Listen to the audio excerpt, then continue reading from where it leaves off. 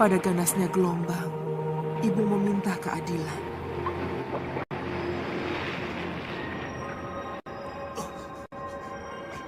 Hei! Siapa yang berani mengguncang keratonku? Pengawal! Pengawal! Siapa yang berani mengguncang keratonku? Maaf Gusti Prabu, seorang putri cantik bertapa dalam laut dan perbawanya menggetarkan seluruh Laut Kidul. Kurang ajar!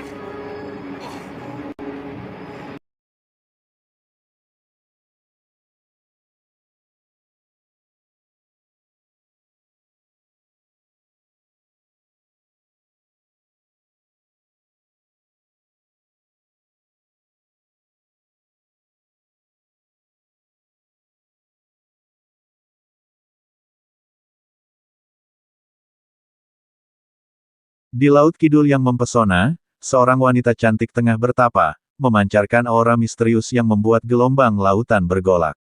Ketentraman Laut Kidul terguncang, memaksa Raja Laut Kidul mengerahkan pasukannya untuk menghentikan pertapaan tersebut. Namun, para prajurit laut gentar menghadapi kekuatan wanita itu, hingga sang raja, dengan amarah yang meluap, turun tangan sendiri. Dalam kemarahannya, ia bahkan menyerang salah satu pengikutnya. Kejadian itu membangunkan sang wanita, yang tanpa gentar menghadapi raja dalam pertempuran singkat. Tunggu. Apa sang Prabu tidak malu berkelahi dengan perempuan? Aku tahu arti malu. Ada cara lain yang bisa kita lakukan. Apa itu? Adu keterampilan.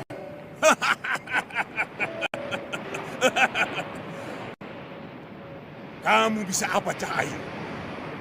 Bisa kamu hancurkan batu karang itu? Lihat!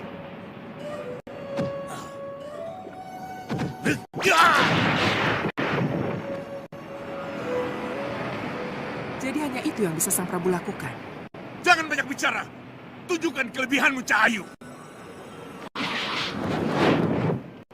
Lihat. Lihat ini. Lihat apa yang akan aku lakukan.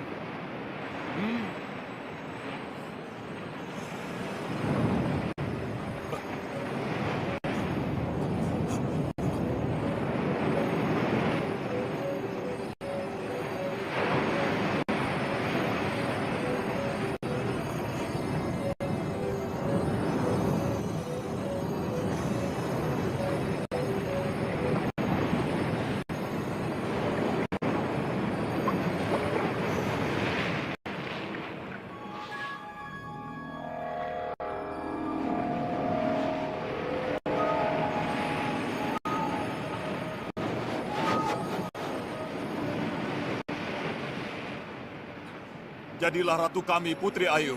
Jadilah ratu kami! Jadilah ratu kami, Putri Ayu. Jadilah ratu kami, Putri Ayu. Jadilah ratu kami! Jadilah ratu kami! Jadilah ratu kami! Jadilah ratu kami, Putri Ayu. Jadilah ratu kami, Putri Ayu. Baik. Kalau kalian berpihak kepadanya, kalian akan kuhancurkan sekalian.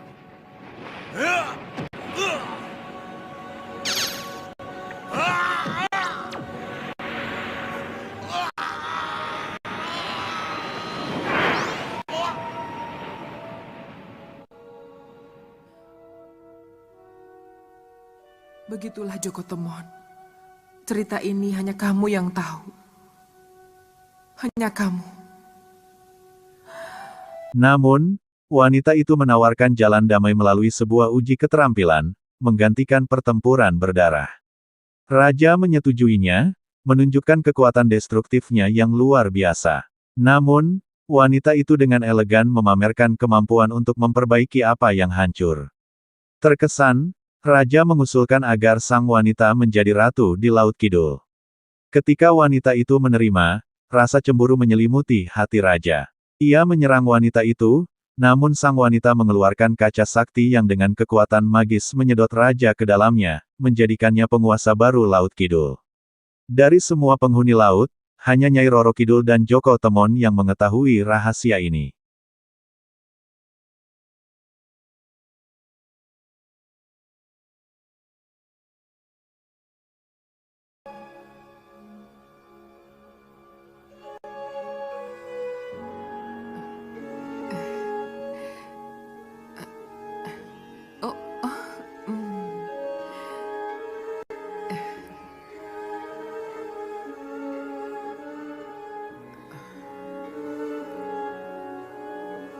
Aku dahwa daging samudra.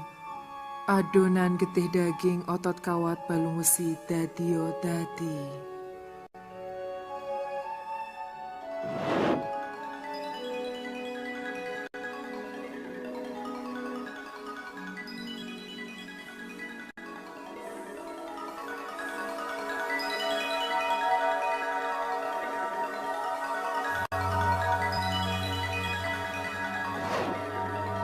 Di dasar Laut Kidul, Sang Ratu Kidul membesarkan Joko Temon yang kini dikenal sebagai Bayu Samudra, pemuda dengan aura kebesaran.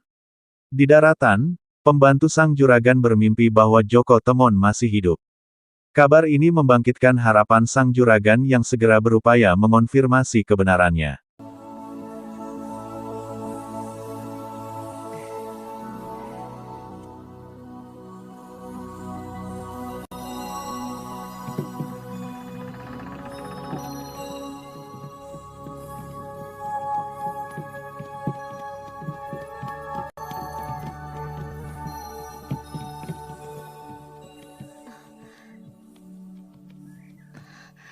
Bagaimana tuh? Tidak, tidak ada yang tahu. Tapi Juragan Sojo sedang mencarinya. Sudah ditelusuri sampai ke hulu, Tul. Sudah, Tapi tidak ditemukan. arusnya terlalu deras, Mbok. Duh Gusti. Tolong selamatkan momongan saya. Selamatkan Joko Temon. Yang salah Lodang, Bu. Kalau saja Lodang tidak mengira Wulung Ireng itu Jatayu, tidak teriak memanggil. Sudah. Maafkan Lodang ya, Bu. Lodang yang salah. Sudah. Lodang belum sempat ngajari Temon dalang, Bu. Belum sempat. Iya, sudah.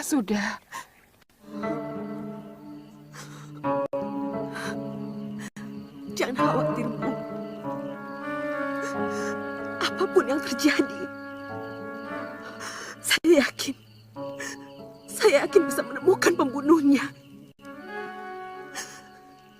Saya akan membuat perhitungan dengannya, siapapun dia.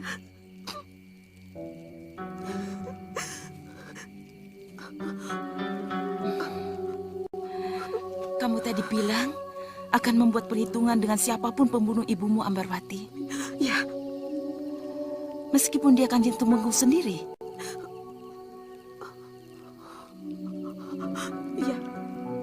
iya. Mungkin secara langsung Kanjeng Tumenggung tidak menikamkan Jundrik itu. Tapi perlakuan Sang Tumenggunglah yang menyebabkan Dinda Galuh Centini nekat bertindak mengambil jalan pintas. Ibu tidak bunuh diri. Ibu tidak bunuh diri. Ketika kamu masih kecil, beberapa kali percobaan bunuh diri itu sering dia lakukan. Tidak. Ini karena sakit hati.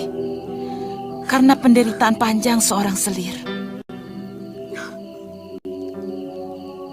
Apakah ibumu tidak pernah cerita kalau ibumu diambil paksa oleh Tumenggung dan... Sementara itu, seorang pendekar wanita bernama Kembang Tanjung sedang beristirahat di tengah malam. Tiba-tiba, sekelompok penjahat menyerangnya. Dengan keahlian luar biasa, Kembang Tanjung mengalahkan mereka dan memadamkan api unggun sebelum melanjutkan perjalanannya. Tidak jauh dari tempat itu, Bayu Samudra menemukan jejak api yang baru saja padam, tanda bahwa ia kian dekat dengan takdirnya. Kananda Roro tidak pernah menyadari kenapa Kanjeng Tumenggung kurang perhatian padamu. Karena memang kamu bukan anak kandungnya. Tidak mungkin. Merasa anaknya kurang diperhatikan, diabaikan dan tidak disayang oleh Kanjeng Tumenggung, membuat Galuh Centini ibumu merasa tertekan dan menderita. Tidak. Dan keadaan Joko Lodang yang menjadi kurang waras karena dianiaya, kehilangan istri dan calon anak, menyebabkan Galuh Centini makin tertekan. Ambarwati, tumpukan persoalan itulah yang akhirnya membuat ibumu menjadi kehilangan arah, sering menangis sendiri, dan akhirnya bunuh diri.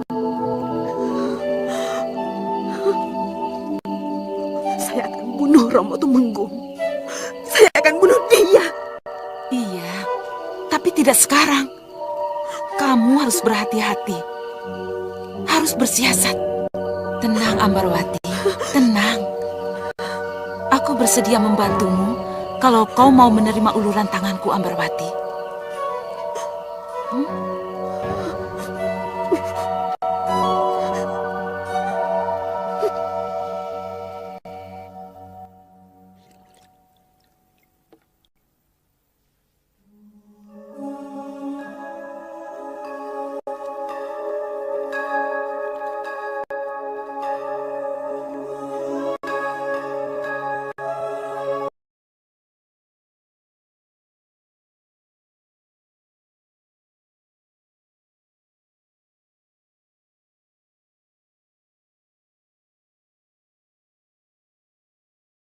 Aku dudun dadah bayi, nanging dadah wadaking samudro. Adonan getih daging, otot kawat balung mesi. Dadio, dadi.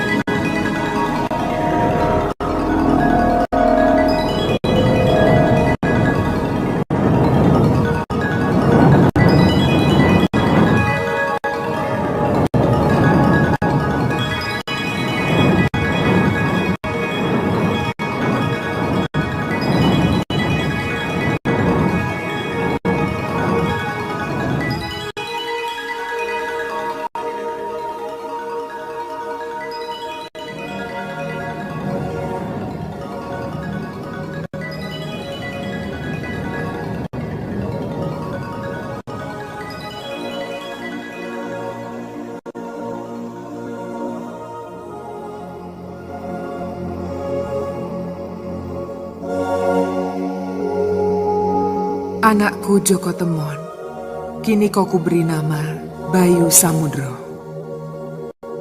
Bayu Samudro?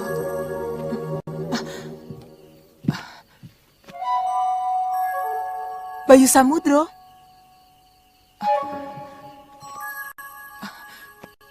Bayu Samudro. Tul! Tul, bangun Tul. Ada apa sih, Mbok? Joko Temon masih hidup. Masih hidup. Masih hidup. Di mana dia, Mbok? Sekarang sudah besar. Joko Temon sekarang sudah besar, namanya diganti. Si Mbok ini ngimpi apa? Saya dengar sendiri. Suaranya sampai bergetar. Joko Temon sekarang namanya Bayu Samudro. Iya, Bayu Samudro. Ngigo kamu, Mbok. Ngigo. Pentul. Malah Iya, Tul. tidur. Apa yang dikatakan Mbok Supo betul. Lodang tadi juga bermimpi. Joko Temon berganti nama. Betul kan? Namanya Bayu Samudro. Ia telah menjadi seorang lelaki dewasa yang gagah. Betul. Aduh. Berani sumpah. Bayu Samudro.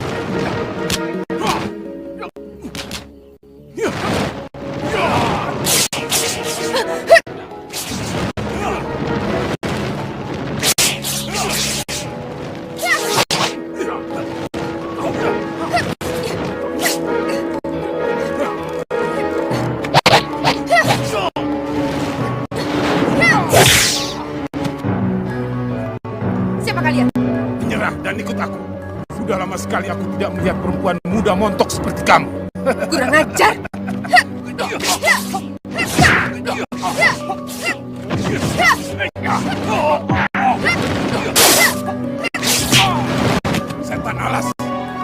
Kelihatannya aku sendiri yang harus turun tangan.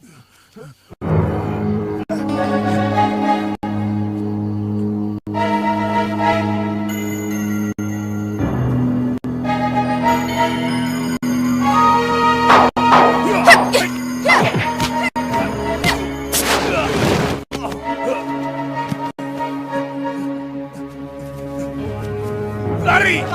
Lari!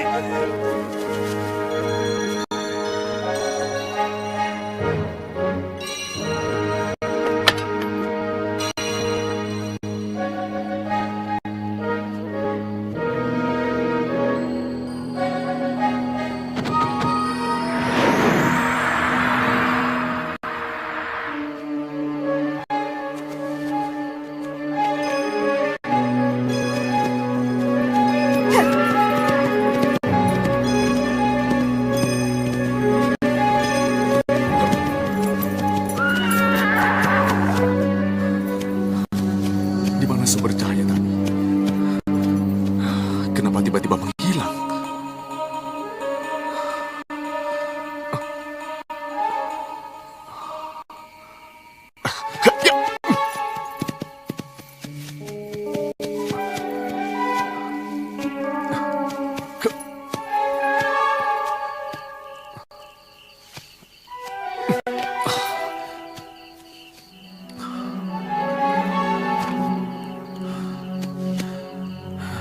Masih hangat.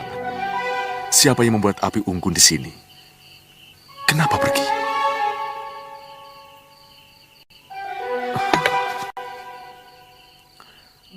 Kelihatannya telah terjadi perkelahian di sini. Tapi siapa dengan siapa?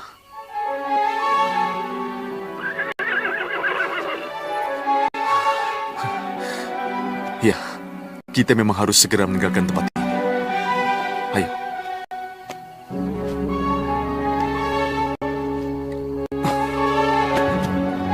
Ya, kita ke sana. Ya.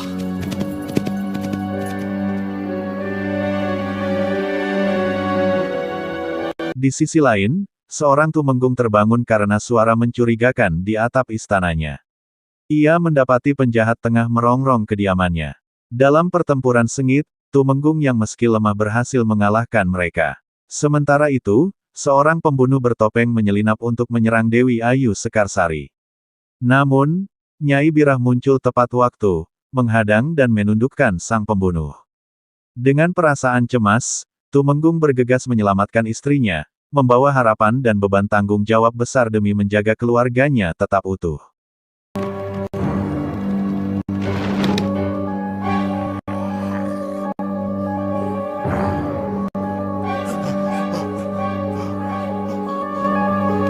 Ada apa tuh, Romo? Belum tahu pasti, Kanjeng. Tapi kelihatannya seperti manusia kelelawar.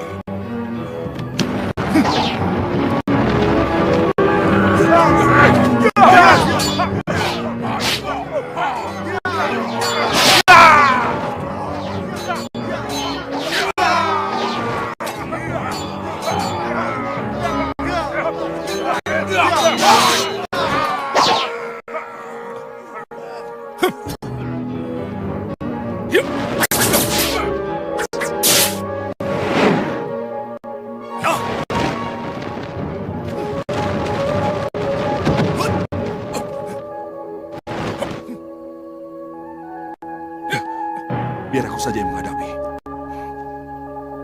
Kampret. Kamu pendekar kampret Gunung Lawu.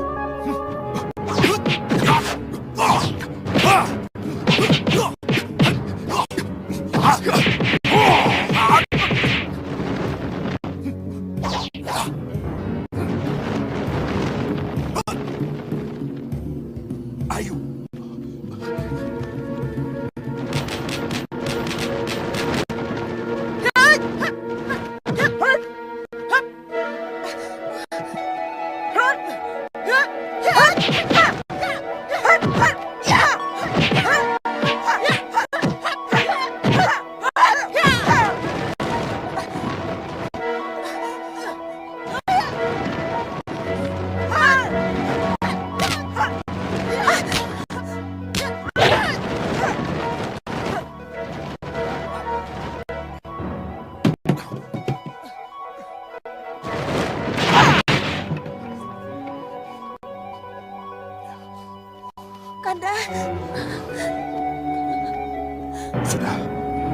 Bayi sudah terlewati.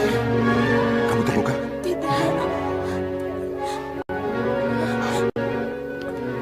Kanjeng Tumenggung. Sebentar. Tertangkap.